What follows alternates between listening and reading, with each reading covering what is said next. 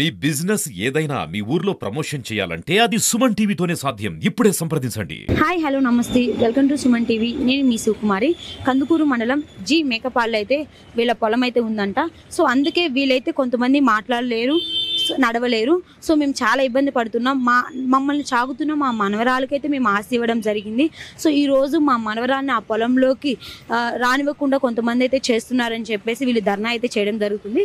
ఇక్కడ వాళ్ళు చెప్తున్నారు, కుంటి మూగ అయినా మా నోటి దగ్గర కూడు తీయొద్దు అని చెప్పేసి దామచర్ల సత్య గారు అని చెప్పేసి వాళ్ళ పేరు మెన్షన్ చేసి ఎవరైతే వాళ్ళని ఇబ్బంది పెడుతున్నారో వాళ్ళ పేరుని మెన్షన్ చేసి అయితే ఇక్కడ ధర్నా అయితే చేయడం జరుగుతుంది. సో ఇక్కడ వీళ్ళు చూసినట్లయితే క్లియర్గా ఏంటి అసలు ఎందుకు ఇక్కడ కూర్చున్నారు, ధర్నా ఎందుకు చేస్తున్నారు అని చెప్పేసి వాళ్ళ మాటలు కూడా మనం అడిగి తెలుసుకుందాము. సో మనకి కొంతవరకు అయితే చెప్పడం జరిగింది, పూర్తి వివరాలు వాళ్ళు మాట్లాడి తెలుసుకుందాం.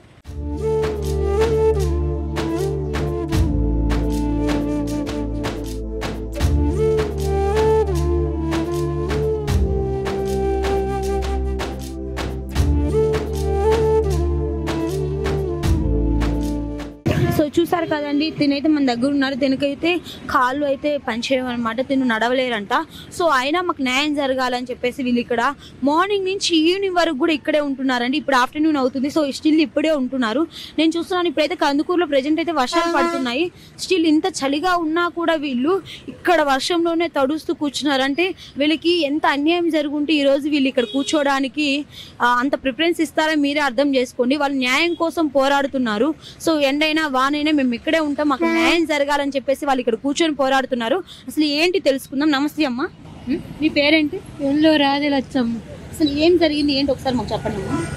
మా నాన్న కొన్న పొలం మా కొన్న పొలం అయితే మా నాన్న చూడకపోతేను మా అమ్మ నన్నే చూడపోతురు, నిన్ను మావిటి పిల్లలు నడిచోస్తారని మా అమ్మకు రాసిచ్చాడు. అంటే మీది సొంతూరు ఎక్కడమ్మా? మాది సొంతూరు నటరాజపాలెం. ఓకే, అక్కడైతే కొండపి నియోజకవర్గం అది. అక్కడైతే మీరు ఇక్కడ ఎందుకు పొలం కొన్నారు? మా అంత పొలం అంతా మా ఊరు మొత్తం ఆడనే ఉంది. జీ మేకపాడు లెక్కలో కొన్నారు. ఆ పొలానికి ఇప్పుడు మా నాన్న సొంత కొన్న పొలం మా అమ్మకు చేశాడు. అంటే ఎంతమంది పిల్లలు మీరు? 6గురివి. అబ్బాయిలు ఎంతమంది? 3. అమ్మాయిలు 3. ఒక అమ్మాయి మంచి అమ్మాయి. ఆ అమ్మాయి కట్నం కూడా ఇవ్వకపోతే మా అమ్మాయి ఇప్పటికి కూడా సాగు కొట్టైన మంచి అయిన జబరైన అమ్మాయికి జరిపింది. ఇంకా మంచి అమ్మాయి ఉండే, ఆ అమ్మాయికి మంచి జబరా చూడాల్సిందే. అవిటమ్మాయి ఉండే, ఆ అబ్బాయికి పెళ్లి కూడా చేయలే. 3 అబ్బాయికి పెళ్లి చేయకుండా పోతేనా అమ్మ అమ్మనోళ్ళే నాకు కూతుర్ని దండం పెట్టుకొని మమ్మల్ని జాగ్రత్తమ్మా వాళ్ళని పెళ్లిళ్ళు చేసుకొని పోతురే. కానీ ఇప్పుడు మీరు ఆస్తి ఇచ్చిన అతను మీ అక్క కూతురు? అమ్మ అక్క కూతురు. అక్క కూతురికి మీరు ఇచ్చారు, మనస్ఫూర్తిగానే ఇచ్చారు? మనస్ఫూర్తిగా ఇచ్చామమ్మా. అమ్మ నాన్న చచ్చిపోయిన నుంచి అమ్మాయి సాగుతుంది. ఆ వరకు మొదటి నుంచి వాళ్ళు పెళ్లి చేసుకోవటం అవతల పాటము. అంటే అమ్మ నువ్వు అక్క కలిసి ఇష్టపూర్వకంగానే ఇచ్చాము. ఇచ్చే అమ్మాయికి అన్ని అయిపోయి అమ్మ ఇన్ని కోటి 10కి తీపించుకోమన్నారు. తీపించుకున్నాక పోలీసు వాళ్ళు కూడా తీపిచ్చినారు. వాళ్ళకు కూడా ఎదిరించి న్యాయం వాళ్ళు ఎమ్మెల్యే వాళ్ళు ఆపుతున్నారు. న్యాయం వాళ్ళు పోయినా కూడా మిమ్మల్ని కొడుతుంది, మా ముందరే కొడుతుంటారని పోలీసు వాళ్ళు కూడా చెబుతాం. మేమేం చేసామమ్మా, పైన ఆర్డర్ వస్తుంది అని అన్నారు. అంటే ఇప్పుడు మిమ్మల్ని ఎందుకు ఆ పొలంలో పోనివ్వడం లేదు? పోనీ అన్నలు మీ అన్న వాళ్ళు చేపిస్తా, మా అన్న మా వదిన చెప్పి చేపిస్తున్నారు. అంటే వాళ్ళకి ఆస్తి కావాలని. ఓకే, అప్పుడు అనొచ్చు కదా, మీరు నన్ను చూసుకోండి నేను ఆస్తి నువ్వు కూడా ఎందుకు సాకేది, వాళ్ళ నువ్వు సావులేరా మనకెందుకు అంటున్నారు. అంటే తల్లి ప్రేమ ఉంటుంది కదా, కూతురుని ఎలా పోగొట్టుకుంటే. ఇప్పుడు మీ అన్న సొంత అన్నయ్యే మిమ్మల్ని చూసుకోవట్లేదు, కానీ మీ అక్క నువ్వు ఎందుకు కన్నావు, పంది కన్నట్టు కన్నావు అని మా అన్న మా వదిన అడిగిన అమ్మని. అయ్యో, కుంటోళ్ళు ఎందుకు కన్నావు, మూగోళ్ళు ఎందుకు కన్నావు, బాత ఇంటికి తాళాన్ని పోయారు. నాకు మొగుని తెచ్చిస్తానన్నారు కొసకి. కానీ ఇప్పుడు మీ అక్క కూతురు అయితే మిమ్మల్ని బాగా చూసుకుంటుందా? ఇప్పుడు సొంత అన్నే మిమ్మల్ని చూసుకోకుండా వదిలేసారు. అమ్మ చూసుకుంటుంటేనేమో చూసుకొని ఇవ్వడం లేదు. అక్క కూతురు వచ్చి నేను చూసుకుంటానంటే మీరు వెళ్ళారు. బాగా చూసుకుంటారా? బాగా చూసుకుంటుందమ్మా. అందుకని చెప్పి మీరు ఆస్తి ఇచ్చాము. మా కాడికి రమ్మంటారు, పైకి మా కాడికి రమ్మంటే రావటం లేదని ఎప్పుడైనా ముద్ద పెట్టి ఇదిగో మా నాన్న మా వదిన అంటే పోతారు, కొడుతుంటే పోతారు. ఇప్పుడు మీ అక్క మాట్లాడరా? నోరు లేదమ్మా. ఏం పని చేస్తారమ్మా? ఆమె ఏం పని చేయించుకోను, తినడానికి అవన్నీ లేక కదా అదన్నా చేసుకుంటే అమ్మాయి కూలి పోయి తెచ్చుకుంటుంది. కూలి పోయి అదే తెచ్చుకునేదా 10 రూపాయలు మాకు మొత్తం పేరు. మీ మనమరావు మీ ఏమవుతారు? మీకు కూతురు అవుతారా? కూతురు అవుతాయి. మీకు ఇష్టపూర్వకంగానే ఇచ్చాము. అమ్మ, ఇప్పుడు మీ కూతురు అంటే మీ అక్క కూతురు మీ కూతురు అవుతుంది కాబట్టి, సో తనకి మీరు ఇష్టపూర్వకంగానే రాసి రిజిస్ట్రేషన్ చేశారా? రిజిస్ట్రేషన్ చేసాము. ఇన్ని చేసిన తర్వాత ఇప్పుడు మళ్ళీ ఎందుకు గొడవలు వస్తున్నాయి? ఎందుకంటే నాయకులు కొండే ఆపాలి, మా ప్రభుత్వము మేము ఆపుతున్నాము, మీరు చేసుకోవాలి అంటున్నారు. అమ్మ అంటే ఎమ్మెల్యే దగ్గరికి వెళ్ళి కలవడం జరిగిందా? నన్న ఎమ్మెల్యే కాడికి పోయినామా? ఎప్పటి నుంచి ఉన్నారమ్మా ఇక్కడ మీరు? ఎప్పటి నుంచి? నిన్న వచ్చాము. నిన్న వచ్చారు, ఇంటికి కూడా వెళ్ళలేదా? వెళ్ళలేదు. మార్నింగ్ వర్షం పడుతుంది, మీకు చలి ఇలా మాకే అనిపిస్తుంది. ఏం చేసాం సార్, ఆ దెబ్బలకి ఆ మాటలు బతకలేక వచ్చేది. మార్నింగ్ నుంచి కందుకూరులో ఇప్పటికి కూడా వర్షం పడతానే ఉంది. సో చలిలో గొడుగులు వేసుకొని ఇలా కూర్చుంటున్నారు. ఎంతవరకు కరెక్ట్ మీరు అర్థం చేసుకోండి. ఇందాక ఫుల్ వర్షం పడుతున్నప్పుడు పట్టాలు కప్పుకోనాలి ఇక్కడే కూర్చున్నారు. అంటే వీళ్ళకి ఎంత అన్యాయం జరిగితే ఈ రోజు వీళ్ళు ఇక్కడ కూర్చోవడానికి ఇంత ప్రిఫరెన్స్ ఇస్తారో మీరే అర్థం చేసుకోండి. ఇంకో విషయం ఏంటంటే ఎవరికైతే ఆస్తి ఇచ్చారో అంటే వాళ్ళ కూతురికి, అంటే వాళ్ళ అక్క కూతురికి, సో తన మాటలు కూడా అడిగి తెలుసుకుందాం పదండి. నమస్తే అమ్మ, మీ పేరేంటి? మా పేరు ఎడ్లు సత్యవతి. కొంచెం వీళ్ళు చెప్పినట్లయితే నేను ఇష్టపూర్వకంగా మా అక్క కూతురికి నేను ఆస్తి ఇచ్చాను, మమ్మల్ని వాళ్ళే చూసుకుంటుంది, మాకు దిక్కు ఇప్పుడు మీరే అని చెప్పేసి చెప్తున్నారు. సో ఇప్పుడు ఎందుకు మళ్ళీ ఇంత గోల వస్తుంది? ఏమైందమ్మా? ఏం లేదు మేడం, మా తాతయ్య అప్పుడు 7 ఎకరాలు 40 సెంట్లు కొన్నాడు. వాళ్ళు మా పెద్ద మామ మా చిన్న మామ పెళ్లి చేసుకొని వీళ్ళని అసలు పట్టించుకోవాలి, వెళ్ళిపోతేను కొంతకాలం వాళ్ళు ఇంకా ముసలోళ్ళు అయిన తర్వాత ఆయన పడ్డాడు. ముసలోళ్ళు అయిన తర్వాత కూడా ఆయన పడితే కాలికి హాస్పిటల్ ఖర్చు రాండి, సంతకాలు పెట్టాలి, డాక్టర్ గారు పిలిచారు. 3 కొడుకులు అంటే పిలిచారు. మా ఆయన పోయి మనం సంతకాలు పెట్టాలా, 3 కొడుకులు కదా రాండి అన్నాడు.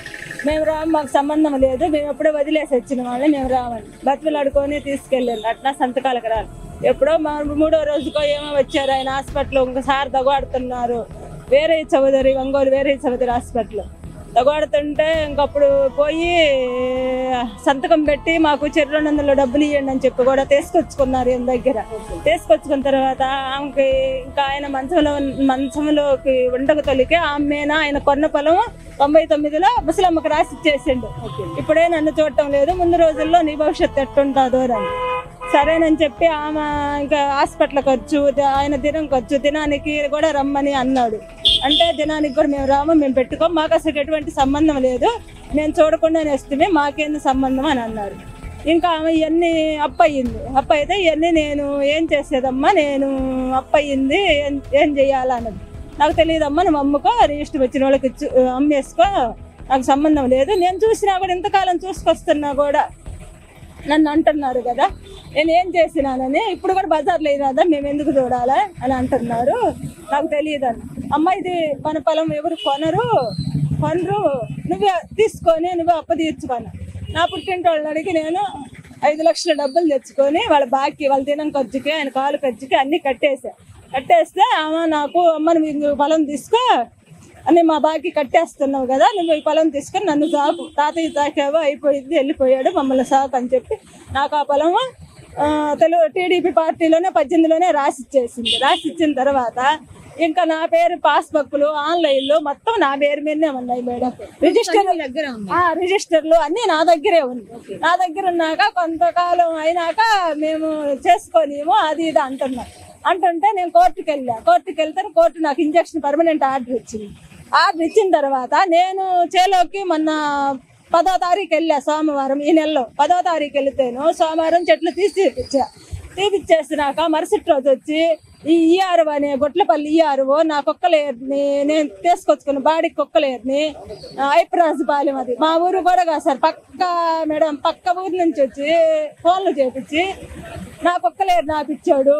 నన్ను నాకు మాటలు తిట్టాడు ఫోన్లో, మా మామయ్య సెల్లుతో నుంచి నన్ను తిట్టాడు. నన్ను రమేష్ అని రమణయ్య, ఎండ్లూరు రమణయ్య, ఎండ్లూరు రమేష్ వచ్చి నన్ను తిట్టి చేశారు. చేసిన తర్వాత నేను ఎందుకు మీరు అట్టు చేసేది, మీరు సాకపోతే అప్పయ్యా ఏమయ్యా వాళ్ళు ఎట్ట బతుకుతారు అది ఇదంటే మేము సాకుండా వదిలేస్తే ఆమెను ఎందుకు ఎవరు గనమన్నారు, పంది కన్నట్టు మూగి చెవిటోళ్ళు అందరిని కంటే అందరికి భూములా మంచి శబ్బరా వాళ్ళని కూడా కన్నారు కదా. అయితే వాళ్ళు ఎందుకు కన్నారు అయితే తల్లి వాళ్ళ తల్లి వాళ్ళని కూడా కనింది కదా. అదే వాళ్ళు ఎందుకు పట్టాలా, చెవిటోళ్ళు మూగోళ్ళు కుంటోళ్ళు గుడ్డోళ్ళు అని వాళ్ళని ఏదిస్తా వాళ్ళని సప్పంగా కొడతా చేస్తామంటుంటారు. వాళ్ళు అదురుపోతామంటుంటారు, పైకి వస్తామంటారు. ఇప్పుడు మేము అన్ని ఆర్డర్లు పెట్టుకున్నాక ఇప్పుడు గుట్లపల్లి శ్రీనివాసరావు ఐప్రాజపాలెం ఈఆర్ఓ కొండేపులో చేస్తున్నాడు. అతను కొత్తపల్లి దామచర్ల ఎందుకు రాశారు? దామచర్లు అంటే ఫోన్లు వస్తున్నాయి. ఇక్కడే మా ఊరిలో పోయి దామచర్లలో ఫోన్ చేస్తున్నారు.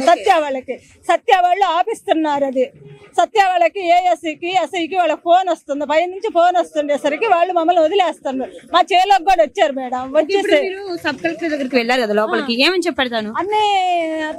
అన్ని మీ దగ్గరే ఉంది, ఇక మా వైపు మిమ్మల్ని ఎందుకు ఇబ్బంది పెడుతున్నారు అంటే పై నుంచి ఫోన్లు వచ్చి మమ్మల్ని ఇబ్బంది పెడుతున్నారు మేడం. ఆమె ఎంఆర్ఓకి ఫోన్ చేసింది. మరి ఇంకా ఏమైనా మేము ఇంకా పోలేదు. న్యాయం చేస్తానని చెప్పారు లోపల సబ్ కలెక్టర్ గారు, చేస్తానని చెప్పింది మేడం.